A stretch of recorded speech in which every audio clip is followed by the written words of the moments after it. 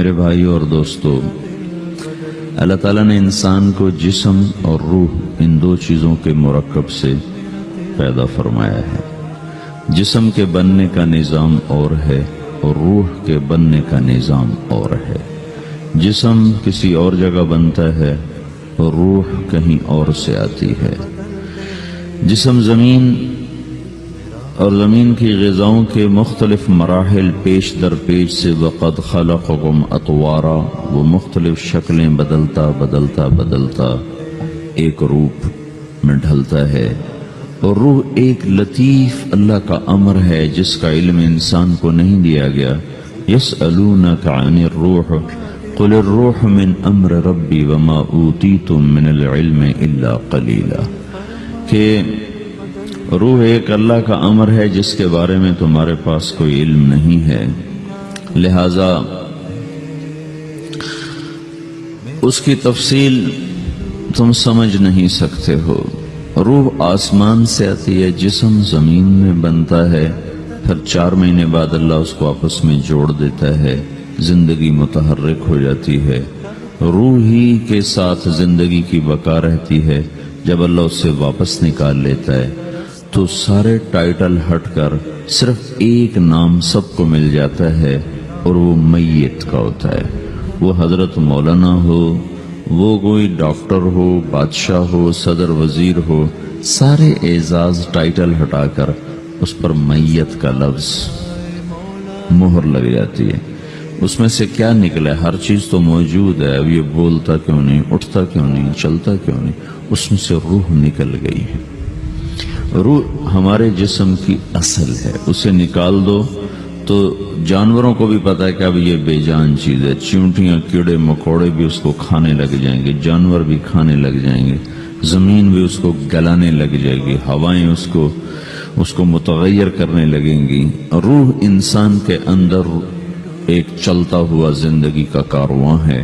اسے جب اللہ واپس بلاتا ہے تو اللہ یتوفی الانفس حین موتها والتی لم تمت فی منامها۔ موت کیا چیز ہے؟ اس کے 200 جواب ہیں سائنس کی کتابوں میں، اور 200 جواب بذات خود بتا رہے ہیں کہ یہ ایک جواب بھی ٹھیک نہیں ہے، اور قرآن ایک جواب دیتا ہے اور وہی حرف آخر ہے، قل یتوفاکم ملک الموت اللہ یتوفی الانفس حین موتها۔ اللہ ہے جو تمہاری روحوں کو موت کے وقت کھینچ لیتا ہے، تمہارے جسم سے نکال لیتا ہے۔ تو میرے بھائیوں، موت کے وقت انسان 2 کیفیت میں ہوتا ہے۔ کچھ لوگوں کی روح ایسی نکل رہی ہوتی ہے کہ ان کے رگ رگ میں وہ پھنس رہی ہوتی ہے۔ وَلَوْ تَرَى اِذْ يَتَوَفَّى الَّذِينَ كَفَرُوا الْمَلَائِكَةُ يَضْرِبُونَ وُجُوهَهُمْ وَأَدْبَارَهُمْ، کاش تم دیکھ سکتے وہ منظر جب اللہ کے فرشتے نافرمانوں کی روح کو نکال رہے ہوتے ہیں تو ان کے منہ پہ بھی مارتے ہیں، ان کی کمر پر بھی مارتے ہیں۔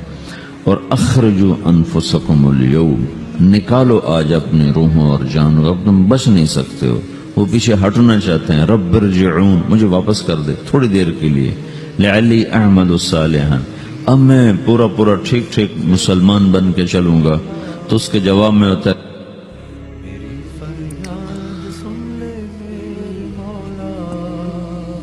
اور حدیث پاک میں آتا ہے کہ ملک الموت اترتا ہے، اس کے ساتھ 4 فرشتے ہوتے ہیں۔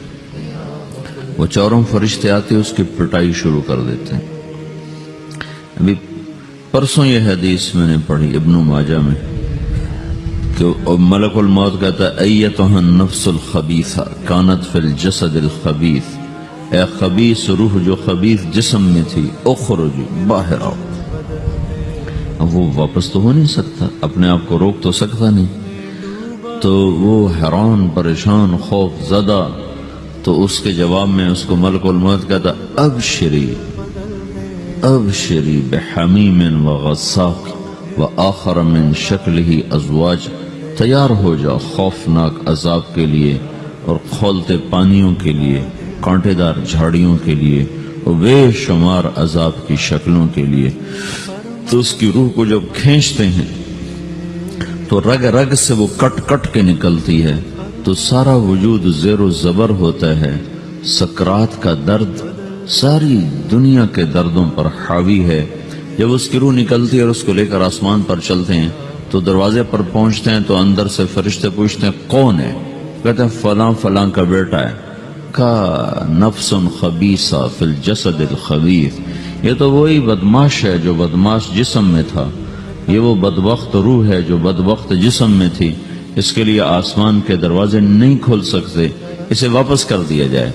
تو آسمان کے دروازے لا تفتح لهم ابواب السماء ولا يدخلون الجنة حتى يلج الجمل في سم الخياط، کہ ان کے لیے آسمان کے دروازے نہیں کھلیں گے اور ان کے لیے جنت کے دروازے نہیں کھلیں گے، پھر یہ وہاں سے نیچے گرائے جاتے ہیں جو اللہ کا قید خانہ ہے سجین۔ وما ادراک ما سجین کتاب مرقوم، وہ تمہیں خبر نہیں کہ وہ کیا خوفناک قید خانہ ہے جو اللہ تعالیٰ نے بنایا ہے، اسے وہاں دھکیل دیا جاتا ہے۔ پھر قیامت تک اس کے لیے انتظار کی گھڑیاں ہیں اور عذاب کی شدت ہے۔ اور جب کوئی نیک آدمی اللہ تعالیٰ کے دربار میں جانے کا اس کا وقت آتا ہے تو اللہ تبارک و تعالیٰ فرماتے ہیں ان الذین قالوا ربنا اللہ ثم استقاموا تتنزل علیہم الملائکة الا تخافوا ولا تحزنوا وابشروا بالجنة التي كنتم توعدون نحن اولیاؤکم فی الحیاة الدنیا وفی الآخرة ولکم فیہا ما تشتہی انفسکم ولکم فیہا ما تدعون نزل من غفور الرحیم۔ جب کوئی نیک مرد عورت کے جانے کا وقت آتا ہے تو اس کے لیے بھی فرشتے آتے ہیں اور آ کر اس کو خوشخبری دیتے ہیں اور آ کر اس کو تسلی دیتے ہیں کہ آپ غم نہ کریں، پیچھے والے بھی آپ کو مل جائیں گے، آپ خوف نہ کریں، آگے ساری منزلیں آپ کے لیے آسان ہیں، آپ کے لیے جنت بھی تیار ہے، رب بھی مہربان ہے۔ اور حدیث پاک میں آتا ہے کہ ملک الموت اور 4 فرشتے آتے ہیں، وہ 4 فرشتے اس کو سہلاتے ہیں، دباتے ہیں کہ موت کا درد اسے محسوس نہ ہو، اور ملک الموت فرماتے ہیں ایتھا النفس الحمیدہ کانت فی الجسد الحمید اخرجی، اے نیک روح جو نیک جسم میں تھی باہر آؤ، کیا کرو؟ وَأَبْشِرِي بِرَوْحٍ وَرَيْحَانٍ وَرَبٍّ رَاضٍ عَنْكِ غَيْرِ غَضْبَانٍ، آپ کو بشارت ہو آپ کے لیے جنت تیار ہو چکی ہے اور وہاں کی ساری نعمتیں آپ کے لیے میسر ہو چکی ہیں اور اللہ آپ پہ راضی ہو چکا ہے اور اللہ آپ پہ خوش ہو چکا ہے۔ اس پر اس کی روح کو نکالا جاتا ہے، پھر سارے فرشتے اس کو استقبال کے ساتھ جب آسمان پر لے جاتے ہیں تو اندر سے پوچھتے ہیں کون ہے؟ کہ فلاں فلاں کا بیٹا، فلاں فلاں کی بیٹی۔ کہتے ہیں نفس حمیدہ فی جسد حمید، یہ تو نیک روح تھی جو نیک جسم میں تھی، مرحبا بہی، اس کو ہم سب استقبال کس کا کرتے ہیں، اور ایک دم آسمان کے دروازے کھلتے ہیں، پھر وہ پہلا دوسرا تیسرا چوتھا سارے آسمان پار کرتا ہوا اللہ پاک کے عرش کے نیچے کے جا کر، مرد ہے یا عورت، وہاں جا کر سجدے میں سر رکھتا ہے اور اللہ تعالیٰ فرماتے ہیں ہاں اس نے ہمیں خوش کیا، ہم اسے خوش کریں گے، اور اس کو عافیت کے ساتھ وہاں آسمان میں، پہلے آسمان سے لے کر اللہ کے عرش تک یہ سب ویٹنگ روم بنے ہوئے جہاں اللہ اپنے اپنے درجات کے مطابق جنت والوں کو ٹھہراتا ہے، اور وہ انتظار گاہ ہے اور وقت ختم ہو جاتا ہے، لہذا انتظار کی جو تکلیف ہے وہ بھی ختم ہو جاتی ہے۔ وقت ختم تو انتظار کا احساس ختم اور ٹائم کے گزرنے کا احساس ختم۔ تو جیسے اصحاب کہف کو اللہ نے غار میں داخل کر کے تو غار کے اندر سے وقت کو نکال کے باہر پھینک دیا، باہر 300 سال گزرے، اندر آدھا ہی دن گزرا تھا۔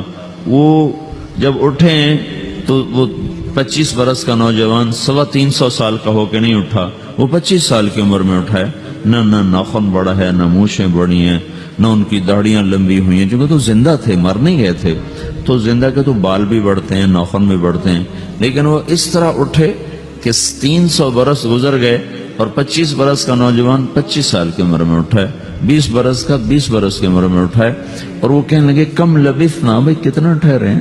کہ یومن او بعض یومن، لگتا ہے کوئی دن آدھا دن ٹھہرے ہیں۔ وہ صحیح کہہ رہے تھے، باہر اللہ تعالیٰ نے وقت کی گھڑی کو چلائے رکھا اور اندر غار میں اس کو سوئچ آف کر دیا، نکال دیا، یہاں وقت کو داخل نہیں ہونے دیا، تو وقت کے گزرنے سے جو بھی اثرات مرتب ہوتے ہیں وہ ان پر مرتب نہیں ہوئے، تو وہ آدھے ہی دن کے بعد اٹھے ہیں، باہر 300 سال، اندر آدھا دن. یہی کچھ اللہ تبارک و تعالی برزخ میں کر دیتا ہے، وقت کو ختم کر دیتا ہے، گزرنے کا احساس نہیں ہوتا ہے. تو اس طرح میرے عزیزو، یہ دو موتیں ہر انسان دیکھتا ہے. جب وہ جنت کے فرشتوں کا استقبال دیکھتا ہے یا جہنم کے فرشتوں کی مار اور پٹائی کو سہتا ہے. رابعہ بصری رحمت اللہ علیہ کا انتقال ہونے لگا تو انہوں نے رات کو فوت ہوئی تو انہوں نے اپنی خادمہ کو بلا کے فرمایا کہ کسی کو بتانا نہیں، جب میں مر جاؤں تو پڑوس میں 2-4 کو بلا کر نا میرا جنازہ پڑھوا دینا، اور جس کرتے میں تہجد پڑھتی تھی وہی میرا کفن بنا دینا، اور صبح بے شک لوگوں کو بتا دینا، میرے مرنے کے بعد میری میت کو رکھنا نہیں، فوراً دبا دینا. جب ان کا انتقال ہوا تو انہوں نے پڑوس کے 2-4-10-20 آدمی بلائے اور ان کو تدفین تجہیز سب کچھ ہو گئی. صبح شور مچا کہ وہ رابعہ بصری کا انتقال ہو گیا.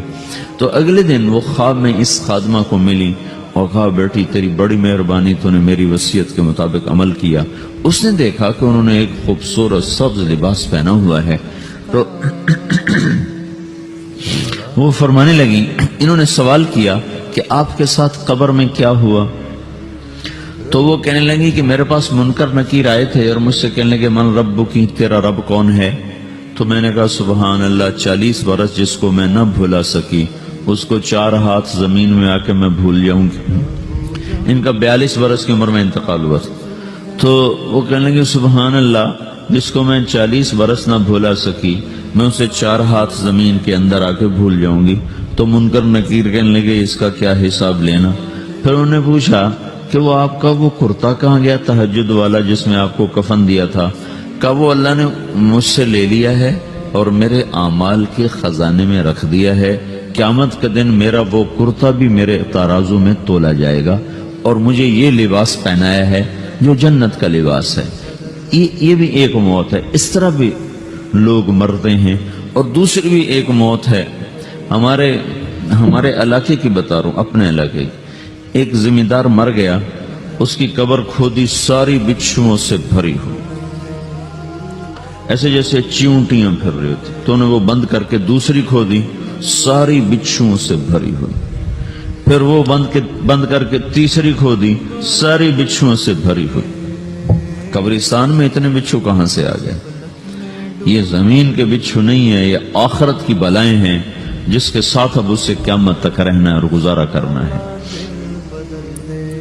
تو یہ 2 طرح کی موتیں روزانہ لوگ مرتے ہیں، روزانہ لوگ مرتے ہیں. جب نماز کا وقت ہوتا ہے ملک الموت ساری دنیا کا چکر لگاتا ہے اور دیکھتا ہے کون پڑھ رہا ہے کون نہیں پڑھ رہا، کون پڑھ رہا ہے کون نہیں پڑھ رہا. جو نماز کی پابندی کرتا ہے اس کی موت آسانی سے ہوتی، جو نماز میں غفلت کرتا ہے اس کے ساتھ موت کے وقت شدت اور سختی اختیار کی جاتی. تو بھائیو، یہ ایک جسم ہے، ایک روح ہے.